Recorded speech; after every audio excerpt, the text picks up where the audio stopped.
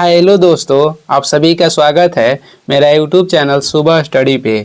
आज हम लोग पढ़ेंगे इडोटेरिया बुक का, जिसमें 7500 प्लस एमसीक्यू दिया गया है। उसका सेट नंबर रहेगा 56। तो चलिए शुरू करते हैं। पहला इसमें क्वेश्चन हो जाएगा, हेलिना रक्षा उपकरण को किस देश ने विकसित किया है। जो हेलिना रक्षा उपकरण है, कह रहा है कि किस देश ने इसे विकसित किया है, तो इसे विकसित किया है भारत। ऑप्शन हो जाएगा ए। इसे कौन विकसित किया है, तो भारत विकसित किया है। और ये क्या है, तो रोधी टैंक मिसाइल है। बराक 8 मिसाइल है, इसे इजराइल और भारत मिलकर विकसित किया है। अपाचे एक हेलीकॉप्टर है, जिसे अमेरिका की कंपनी विकसित की है।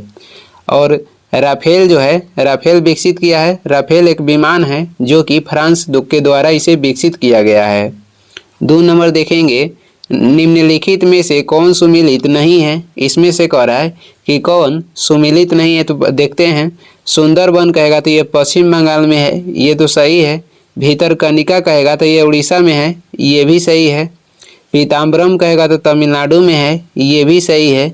वेम्बनाड ये कर्नाटक में नहीं है। वेम्बनाड कहाँ पे है, तो ये है केरल में। इसमें ऑप्शन डी सुमेलित नहीं था। इसमें डी जो है सुमेलित नहीं है। वेम्बनाड कहाँ पे है, केरल में है। बांदीपुर हो जाएगा कर्नाटक।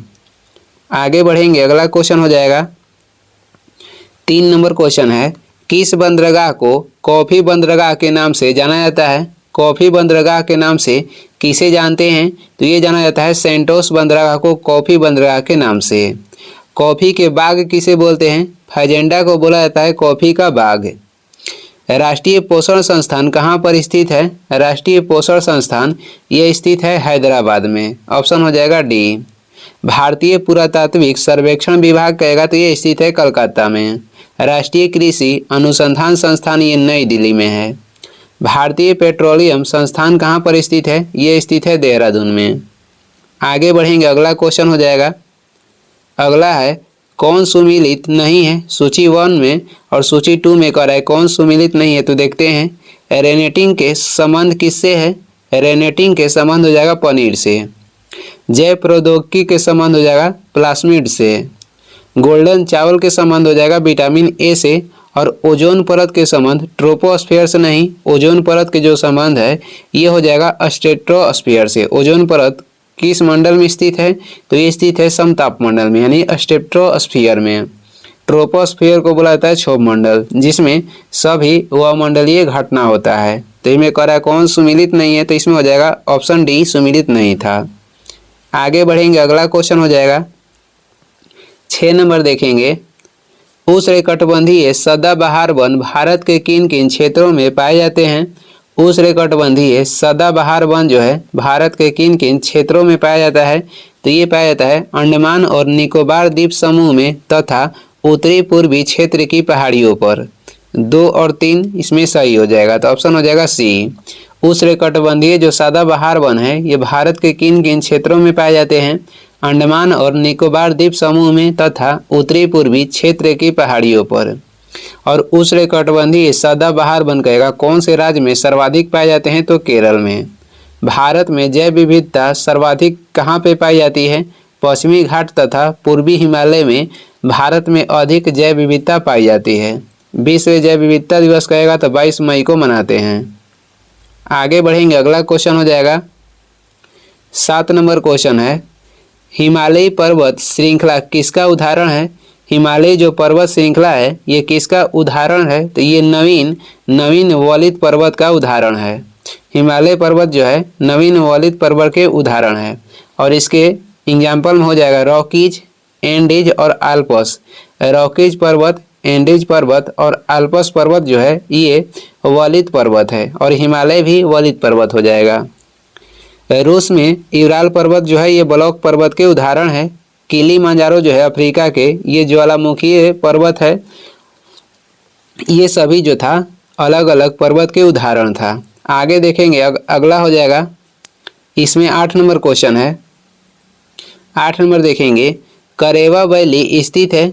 करेवा वैली यानी कि घाटी स्थित है, तो करेवा घाटी जो स्थित है कश्मीर में स्थित है। नीलम घाटी भी स्थित है कश्मीर में। कुल्लू घाटी कहेगा तो ये हिमाचल प्रदेश में स्थित है और इसका अन्य नाम कहेगा तो देव घाटी भी इसे बोलते हैं। फूलों की घाटी उत्तराखंड के चमोली जिला में स्थित है। आगे बढ़ेंगे, अगला हो जाएगा 9 नंबर है, किस आंदोलन के दौरान ऑपरेशन जीरो आवर चलाया गया था? ऑपरेशन जीरो आवर चलाया गया था किस आंदोलन के दौरान? भारत छोड़ो आंदोलन के दौरान। यह और अंग्रेजों के द्वारा चलाया गया था। ऑप्शन हो जाएगा बी। भारत छोड़ो आंदोलन कब हुआ था? 8 अगस्त 1942 में। लाल कुर्ती आंदोलन जो 1930 के दशक में हुआ था और इसके प्रवर्तक कौन थे? खान अब्दुल गफ्फार खान थे। सविनय अवज्ञा आंदोलन 1930 में हुआ था। इसी में बानर सेना और मजरी सेना ने भाग लिया था। असहयोग आंदोलन कहेगा तो 1 अगस्त 1920 को हुआ था और इसमें हिंदू तथा मुस्लिम दोनों मिलकर भाग लिए थे। आगे बढ़ेंगे, अगला क्वेश्चन हो जाएगा 10 नंबर क्वेश्चन हो जाएगा, किस व्यक्ति ने रॉलेट एक्ट को जानबूझकर की गई हत्या कहकर संबोधित किया? किस व्यक्ति ने रॉलेट एक्ट को जानबूझकर की गई हत्या कहकर संबोधित किया था? तो ये किए थे CF एंड्रूज। ऑप्शन हो जाएगा बी। CF एंड्रूज को दीनबंधु की उपाधि दी गई है। देशबंधु के नाम से किसे जानते हैं? देशबंधु के नाम से जानते हैं चित्तरंजन दास को। नेहरू रिपोर्ट जो था कौन पेश किए थे? तो इसे तैयार किए थे मोतीलाल नेहरू। मदन मोहन मालवीय को महामना के नाम से भी जानते हैं। 11 हो जाएगा, वन संरक्षण अधिनियम कब पारित किया गया था? वन संरक्षण अधिनियम ये पारित हुआ था 1980 ईस्वी में। वन जीव संरक्षण ये 1972 में लाया गया था। पर्यावरण संरक्षण अधिनियम 1986 में लाया गया था। आयात निर्यात बैंक के स्थापना कब हुआ? 1982 ईस्वी में। भोपाल में मिथाइल आइसोसाइनेट जो गैस है ये इसका रिसाव कब हुआ था? दिसंबर 1984 में। आगे बढ़ते हैं, अगला क्वेश्चन हो जाएगा, इनमें से कौन सी गैस ग्रीन हाउस प्रभाव उत्पन्न करने वाली गैस है? इनमें से कौन सी गैस है? तो जलवाष्प, ओजोन तथा मीथेन ये सभी गैस ग्रीन हाउस प्रभाव उत्पन्न करने वाली गैसें हैं। मीथेन के अन्य नाम कहेगा तो मार्स गैस हो जाएगा। जलवाष्प की जो मात्रा है वायुमंडल में 0 से 4% है। ओजोन परत जो है सूर्य से निकलने वाली हानिकारक पराबैंगनी किरण को सोख लेती है। 13 हो जाएगा, सिगरेट के धुएं से मुख्य प्रदूषक कौन है? सिगरेट के धुएं में कह रहा है कि मुख्य प्रदूषक कौन है? तो इसमें मुख्य प्रदूषक हो जाएगा कार्बन मोनोऑक्साइड तथा बेंजीन।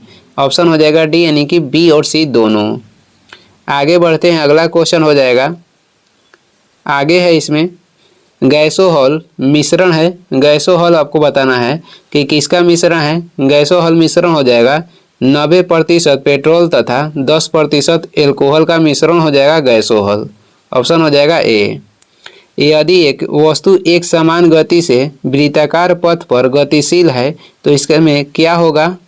कह रहा है कि यदि एक वस्तु एक समान गति से वृत्ताकार पथ पर गतिशील है तो इसमें कौन सी घटना होगी? तो इसमें जो इसका वेग है परिवर्तित होते रहता है।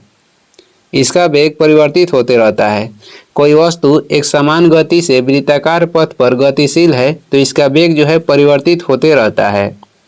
आगे बढ़ेंगे, अगला क्वेश्चन हो जाएगा, सूची 1 को सूची 2 के साथ सुमिलित करना है। तो देखते हैं, आमीटर कहेगा तो आमीटर्स में क्या होता है? तो इसमें आमीटर से विद्युत धारा की माप की जाती है। हाइग्रोमीटर से किसकी माप होता है? सापेक्ष आर्द्रता की माप की जाती है हाइग्रोमीटर से। बैरोमीटर से वायुमंडलीय दाब को मापते हैं। वाट किसकी इकाई है? तो वाट शक्ति की इकाई हो जाएगा।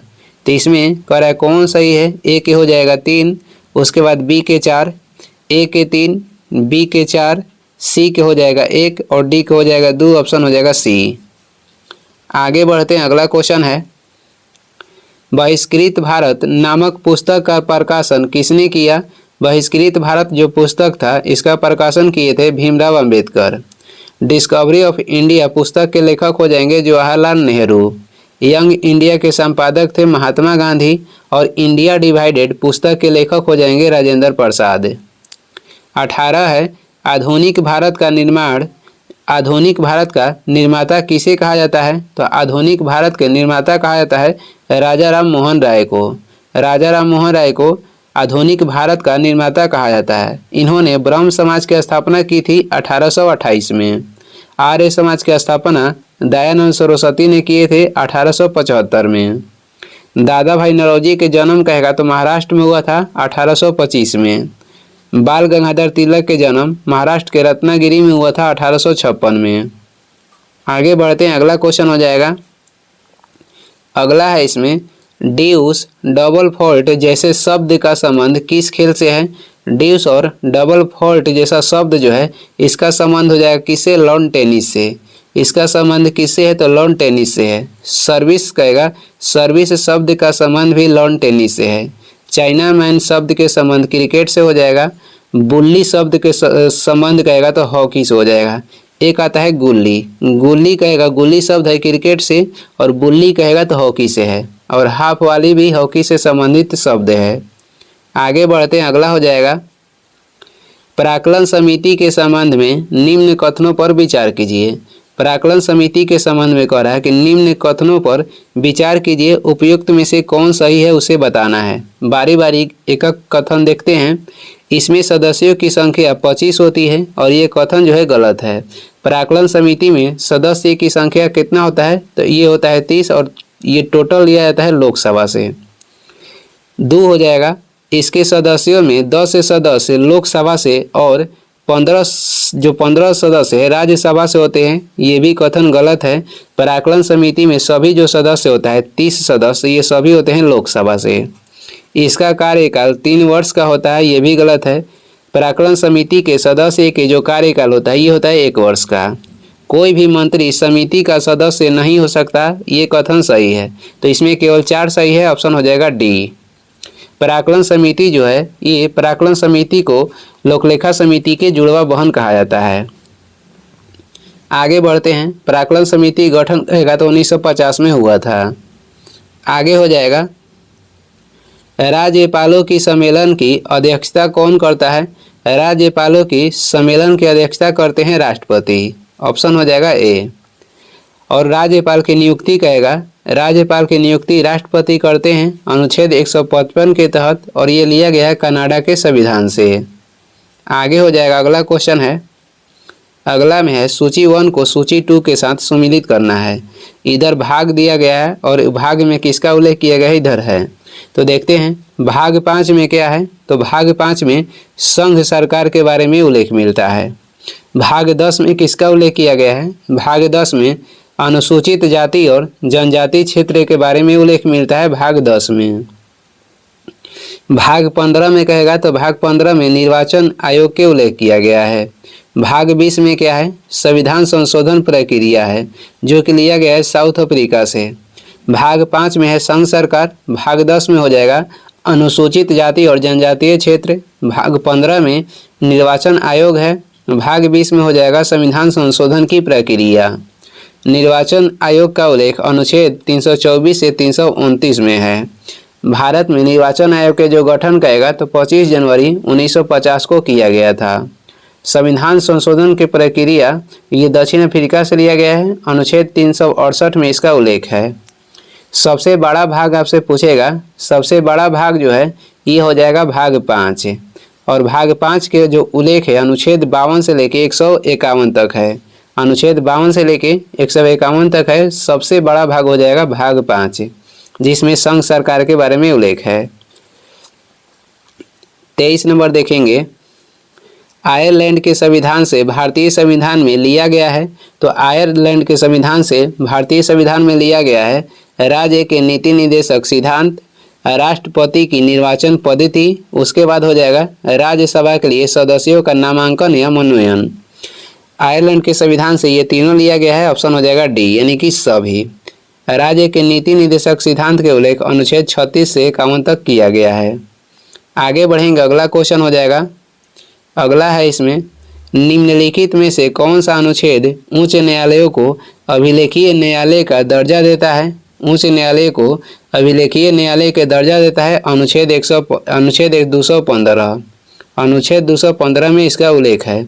सर्वोच्च न्यायालय का उल्लेखीय न्यायालय का उल्लेख कहेगा तो 129 में है और उच्च न्यायालय का कहेगा 215 में है। अनुच्छेद कोई भी कहेगा राज्य में एक उच्च न्यायालय होगा, इसका उल्लेख किया गया अनुच्छेद 214 में। और उच्च न्यायालय के गठन से संबंधित प्रक्रिया का उल्लेख किया गया अनुच्छेद 216 में। 219 में क्या है, उच्च न्यायालय न्यायाधीश के जो शपथ है इसका उल्लेख किया गया है अनुच्छेद 219 में। 25 देखेंगे, भारत का संविधान किस प्रकार का है। भारत के संविधान कहेगा, आपको बताना है कि किस प्रकार के हैं। ये है साधारणतः, एकात्मक तथा विशेष स्थिति में संघात्मक। साधारणतः कहेगा एकात्मक तथा विशेष स्थिति में संघात्मक है। संविधान सभा के शुरुआत में जब गठन हुआ था उस समय एससी की सीट कितनी थी, 26, एसटी की थी 33 और महिला की संख्या इसमें कितना था, 15। आगे बढ़ेंगे, अगला हो जाएगा 26 है, भारत का संविधान कहता है कि अवशिष्ट अधिकार किसके पास रहेंगे। भारत के जो संविधान है ये कहता है कि अवशिष्ट अधिकार किसके पास रहेंगे, तो ये रहेंगे संघ की संसद के पास रहेंगे, संघ की संसद के पास। संघ की कार्यपालिका शक्ति राष्ट्रपति में निहित होगी, इसका उल्लेख किया गया है अनुच्छेद 53 में। संघ की कार्यपालिका शक्ति जो है राष्ट्रपति में निहित होगी, इसका उल्लेख अनुच्छेद 53 में मिलता है। भारतीय संविधान को लिखने वाले सुलेखक कौन थे। भारतीय संविधान को लिखने वाले सुलेखक हो जाएंगे प्रेम बिहारी नारायण रायजद्दा। प्रेम बिहारी नारायण रायजद्दा। आगे देखेंगे 27 नंबर क्वेश्चन है। 27 देखेंगे, किस प्रस्ताव को पारित किए जाने पर मंत्रिपरिषद को इस्तीफा देना पड़ता है। वह कौन सा प्रस्ताव है जिसे पारित किए जाने पर मंत्रिपरिषद को इस्तीफा देना पड़ता है। ये हो जाएगा अविश्वास प्रस्ताव। ऑप्शन हो जाएगा सी। अविश्वास प्रस्ताव जो है ये विपक्षी दल के द्वारा पेश किया जाता है और इसे पेश करने के लिए कम से कम 50 सदस्य होना चाहिए। इसमें कटौती प्रस्ताव क्या है, मांग की मुद्दे को स्पष्ट उल्लेख की जाए, ये हो जाएगा कटौती प्रस्ताव। आगे बढ़ेंगे, अगला क्वेश्चन हो जाएगा, लोकलेखा समिति से संबंधित तथ्यों में से कौन सही है। लोकलेखा समिति से संबंधित तथ्य में से कह रहा है कौन सही है, तो देखते हैं बारी बारी। इसमें कुल 22 सदस्य होते हैं, ये सही है। लोकलेखा समिति में टोटल 22 सदस्य होते हैं, जो कि लोकसभा से होते हैं 15, राज्यसभा से कहेगा तो 7 होते हैं। इसमें राज्यसभा से 15 सदस्य होते हैं, ये गलत है। इस समिति के सदस्यों को प्रतिवर्ष आनुपातिक प्रतिनिधि के आधार पर चयन किया जाता है, ये भी सही है, क्योंकि इसका जो सदस्य कार्यकाल होता है 1 वर्ष के होता है। तो 1 और 3 सही था, ऑप्शन हो जाएगा ए। लोकलेखा समिति गठन 1921 में हुआ था, प्राक्कलन समिति गठन कहेगा तो 1950 में हुआ था। 29 देखेंगे, गिल्ट एज्ड मार्केट निम्न में से किससे संबंधित है। गिल्ट एज्ड मार्केट जो है निम्नलिखित में से किससे संबंधित है, तो ये संबंधित है, किससे संबंधित है, सरकारी प्रतिभूतियों के व्यापार से। सरकारी प्रतिभूतियों के व्यापार से ये संबंधित है। सकल राष्ट्रीय उत्पाद में कौन शामिल है, तो सकल राष्ट्रीय उत्पाद में शामिल है निजी प्रेषण, उसके बाद बाह्य अनुदान। आगे बढ़ते हैं, अगला क्वेश्चन हो जाएगा, चालू खाते के संदर्भ में किस वर्ष रुपए को पूर्ण रूप से परिवर्तनीय घोषित कर दिया गया।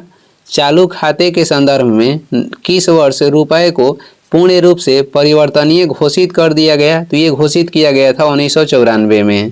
ऑप्शन हो जाएगा डी। राष्ट्रीय महिला आयोग के जो गठन है ये किया गया था 1992 में। राष्ट्रीय मानव अधिकार आयोग के गठन 1993 में किया गया था। सोवियत संघ के विघटन हुआ था 1991 में। कितने गणतंत्र में, तो 15 गणतंत्र में सोवियत संघ के विघटन हुआ था 1991 में। 31 देखेंगे, 31 हो जाएगा, डायामेंटीना गर्त जिसे खाई भी बोलते हैं, डायामेंटीना गर्त या खाई गर्त किस महासागर में स्थित है, तो ये स्थित है हिंद महासागर में। ऑप्शन हो जाएगा बी। हिंद महासागर के सबसे बड़ा द्वीप कहेगा तो मेडागास्कर हो जाएगा। कहेगा सभी महासागर की संख्या कितनी है, टोटल महासागर की संख्या हो जाएगा 5, जिसमें सबसे बड़ा है प्रशांत महासागर, सबसे छोटा कहेगा तो आर्कटिक महासागर हो जाएगा। मारियाना गर्त कहाँ स्थित है, तो ये प्रशांत महासागर में स्थित है। आगे बढ़ेंगे, अगला हो जाएगा 32 है, बरमुडा त्रिभुज का त्रिकोण किस महासागर में स्थित है? बरमुडा त्रिभुज के जो त्रिकोण है ये स्थित है उत्तर पश्चिम अटलांटिक महासागर में, उत्तर पश्चिम अटलांटिक महासागर में। अग्नेय चट्टान ग्रेनाइट का रूपांतरित जो रूप है वो कौन सा है? अग्नेय चट्टान ग्रेनाइट का रूपांतरित रूप कौन सा है? तो इसमें से हो जाएगा नीस, ऑप्शन हो जाएगा बी। संगमरमर जो है ये चूना पत्थर का रूपांतरित रूप है। सिस्ट या स्लेट कहेगा तो ये सेल का रूपांतरित रूप है। आगे बढ़ेंगे, अगला हो जाएगा 34 है। अंतरिम सरकार में मुस्लिम लीग के कितने प्रतिनिधि शामिल हुए थे? अंतरिम सरकार में मुस्लिम लीग के कितने प्रतिनिधि शामिल हुए थे? तो अंतरिम सरकार में शामिल हुए थे आपको 5। कितने प्रतिनिधि? तो 5 प्रतिनिधि शामिल हुए थे।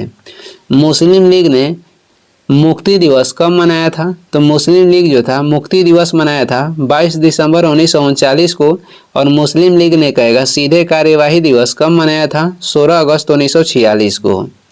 35 हो जाएगा। अनवार-ए सुहाइली किसका फारसी अनुवाद है? अनवार-ए सुहाइली किसका फारसी अनुवाद है? तो ये पंचतंत्र का फारसी अनुवाद है, ऑप्शन हो जाएगा डी। पंचतंत्र के लेखक हो जाएंगे विष्णु शर्मा। रामायण के लेखक कहेगा तो वाल्मीकि हो जाएंगे। महाभारत के लेखक हो जाएंगे वेद व्यास, और अर्थशास्त्र के लेखक हो जाएंगे चाणक्य। आगे बढ़ते हैं, अगला क्वेश्चन हो जाएगा भारत में प्रिंटिंग प्रेस का आगमन किस देश की देन मानी जाती है? भारत में जो प्रिंटिंग प्रेस है ये देन मानी जाती है पुर्तगाल का, ऑप्शन हो जाएगा ए। राजा राम मोहन राय की मृत्यु के पश्चात ब्रह्म समाज का नेतृत्व किसने किया था? राजा राम मोहन राय की मृत्यु के पश्चात जो था ब्रह्म समाज के नेतृत्व किए थे देवेंद्र नाथ टैगोर, ऑप्शन हो जाएगा बी। आदि ब्रह्म समाज के प्रवर्तक कहेगा तो देवेंद्र नाथ टैगोर हो जाएंगे, और भारतीय ब्रह्म समाज के प्रवर्तक थे केशव चंद्र सेन। ब्रह्म समाज की स्थापना कलकत्ता में राजा राम मोहन राय के द्वारा 1828 में की गई थी। राजा राम मोहन राय के द्वारा आत्मीय सभा का स्थापना 1815 में किया गया था। राजा राम मोहन राय को भारतीय पत्रकारिता का अग्रदूत भी बोला जाता है। आगे बढ़ते हैं, अगला क्वेश्चन हो जाएगा 38 नंबर है। निम्नलिखित में से किन व्यक्तियों ने द्वितीय गोलमेज सम्मेलन में भाग लिया? दूसरा गोलमेज सम्मेलन में भाग लिए थे महात्मा गांधी, सरोजिनी नायडू और मदन मोहन मालवीय। इसमें से 1, 2, 3 हो जाएगा, ऑप्शन हो जाएगा डी। कौन कौन भाग लिए थे? सरोजिनी नायडू, महात्मा गांधी, मदन मोहन मालवीय। जो दूसरा गोलमेज सम्मेलन हुआ था ये 7 सितंबर 1931 को हुआ था, और दूसरा गोलमेज सम्मेलन में ही कांग्रेस भाग लिया था, और कांग्रेस की तरफ से भाग लिए थे महात्मा गांधी। पहला गोलमेज सम्मेलन कब हुआ था? तो पहला हुआ था 12 नवंबर 1930 को, और दूसरा गोलमेज सम्मेलन हुआ था कब? दूसरा हुआ था 7 सितंबर 1931 को, और तीसरा हुआ था 17 नवंबर 1932 को। फिर से देख लेते हैं। जो प्रथम गोलमेज सम्मेलन हुआ था ये 12 नवंबर 1930 को हुआ, दूसरा हुआ था 7 सितंबर 1931 को, तीसरा हुआ था 17 नवंबर 1932 को। फर्स्ट और लास्ट नवंबर में है, दूसरा हो जाएगा सितंबर में। सभी गोलमेज सम्मेलन में भाग लेने वाले कौन थे? तो ये थे भीमराव अंबेडकर तथा तेज बहादुर सप्रू, ये दोनों तीनों में भाग लिए थे। आगे बढ़ते हैं, अगला क्वेश्चन हो जाएगा भक्ति आंदोलन को दक्षिण से उत्तर भारत में लाने का श्रेय किसे दिया गया? तो भक्ति आंदोलन को दक्षिण भारत से उत्तर भारत में लाए थे कौन? तो रामानंद, ऑप्शन हो जाएगा ए। भक्ति आंदोलन के जो शुरुआत है दक्षिण भारत में किसके द्वारा किया गया था? तो ये थे अलवार नैनार संत। जो अलवार थे ये विष्णु के उपासक थे, नैनार थे ये किसके उपासक थे? शिव के। नैनार की संख्या थी 63 और अलवार की संख्या कहेगा तो कितनी थी? 12 थी। आगे बढ़ेंगे, अगला क्वेश्चन हो जाएगा, अगला क्वेश्चन देखेंगे 40 नंबर है। करा निम्न सूची 1 को सूची 2 के साथ सुमिलित करें। इधर बौद्ध संगीति दी गई है और ये किसके शासनकाल में हुआ था? इधर दिया गया है, उसे मिलान करना है। प्रथम जो बौद्ध संगीति हुआ था ये किसके शासनकाल में हुआ था? ये हुआ था अजातशत्रु के शासनकाल में। दूसरा जो बौद्ध संगीति हुआ था ये किसके शासनकाल में हुआ था? ये हुआ था कालाशोक के शासनकाल में। तृतीय बौद्ध संगीति किसके शासनकाल में हुआ था? ये हुआ था अशोक के शासनकाल में। और चतुर्थ जो बौद्ध संगीति था ये कनिष्क के शासनकाल में हुआ था। इसका ट्रिक हो जाएगा, इसका ट्रिक होता है अ का अक, अ से हो जाएगा अजातशत्रु, का से हो जाएगा कालाशोक, फिर अ से हो जाएगा अशोक, क से हो जाएगा कनिष्क। और किसके अध्यक्षता में हुआ था? इसका ठीक हो जाएगा मौसामोह। किसके अध्यक्षता में हुआ था? प्रथम हुआ था महाकश्यप के अध्यक्षता में, दूसरा हुआ था साबाकामी के अध्यक्षता में, और तीसरा जो हुआ था मोगलीपुत्र तीस के अध्यक्षता में हुआ था, चौथा हुआ था वसुमित्र के अध्यक्षता में। और ये कहाँ कहाँ हुआ था? इसका ट्रिक हो जाएगा रावे पाकू। प्रथम जो था राजगिरी में हुआ था, दूसरा हो जाएगा वैशाली में, तीसरा हुआ था पाटलिपुत्र, चौथा जो हुआ था कुंदनवन कश्मीर में हुआ था। और इसका कहेगा डेट कौन सा था? पहला 483 ईसा पूर्व में, दूसरा 383 ईसा पूर्व में, तीसरा था 250 ईसा पूर्व में, और जो चौथा था ये प्रथम शताब्दी में हुआ था। आगे बढ़ते हैं, अगला क्वेश्चन हो जाएगा 41 है, गांधी जी के निम्नलिखित आंदोलन के कालक्रम अनुसार व्यवस्थित करें। तो इसमें से पहले हो जाएगा अहमदाबाद मिल हड़ताल, क्योंकि ये हुआ था मार्च 1918 को। उसके बाद हो जाएगा खेड़ा आंदोलन जो कि अप्रैल 1918 को हुआ था। उसके बाद हो जाएगा रौलेट एक्ट, ये मार्च 1919 में लाया गया था। और सहयोग आंदोलन हुआ था 1 अगस्त 1920 को। इसमें हो जाएगा 4, 3, 2, 1, ऑप्शन हो जाएगा डी। अहमदाबाद मिल हड़ताल ये हुआ था, वहाँ के जो मजदूर थे हड़ताल किए थे किस लिए? तो बोनस के लिए। इसमें पहली बार भूख हड़ताल का प्रयोग महात्मा गांधी के द्वारा किया गया था। आगे बढ़ेंगे, अगला हो जाएगा नाभिक के अलावा कोशिका के किस कोशिकांग में डीएनए होता है? नाभिक के अलावा कहाँ पे होता है? तो ये होता है माइटोकॉन्ड्रिया में, ऑप्शन हो जाएगा डी। माइटोकॉन्ड्रिया को कोशिका का पावर हाउस कहते हैं। माइटोकॉन्ड्रिया की खोज 1886 में किए थे अल्टमैन, नामकरण कहेगा तो ये किए थे बेंडा। आत्महत्या की थैली किसे बोला जाता है? लाइसोसोम को बोला जाता है। किन गुणों में हार्मोन एंजाइम से भिन्न होते हैं? कह रहा है कि किन गुणों में एंजाइम हार्मोन कह रहा है एंजाइम से भिन्न होता है, तो ये सभी प्रोटीन नहीं है इसी गुण में। जो एंजाइम है ये मूल रूप से प्रोटीन के बने होते हैं, और सभी जो हार्मोन है नहीं बने होते हैं। यही जो है ऑप्शन डी जो है हार्मोन एंजाइम से भिन्न है। आगे बढ़ते हैं, 44 देखेंगे, निम्न में से कौन सा रोग विटामिन ए की कमी के कारण होता है? विटामिन ए की कमी के कारण होता है जीरोफ्लैथैलेमिया, जो है जीरोफ्लैथैलेमिया ये विटामिन ए के कमी के कारण होता है। विटामिन सी की कमी के कारण होता है स्कर्वी रोग।